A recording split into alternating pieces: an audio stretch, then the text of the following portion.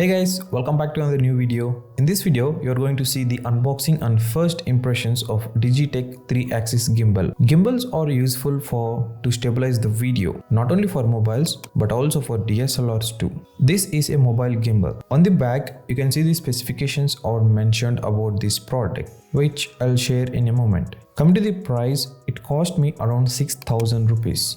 During the offers time, it is little lower. To use this gimbal, you need to install an application in your mobile. Without the app, it won't work. I'll try to post a video on complete setup of the app and in-depth details of app interface in future. If you want, comment below so that I can make it possible.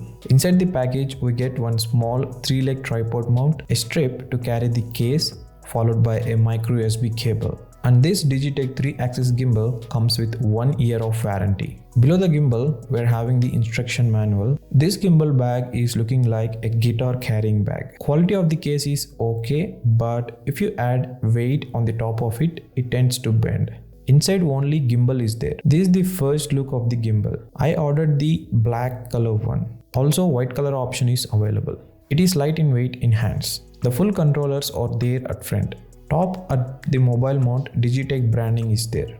This is a manual adjustment gimbal, guys. Previously, I reviewed the DJI OM4 SE, which is a automatic adjustable one. That one cost me around 10,000 rupees. If you want to know more about that product, the links are in description box. Definitely check that. This Digitek 3-axis gimbal is supported for both Android mobile and iOS mobile. Sides, there are some more controllers are there, which I'll share detailedly in setup video. On the other side, charging cable with USB Type-A slot is there.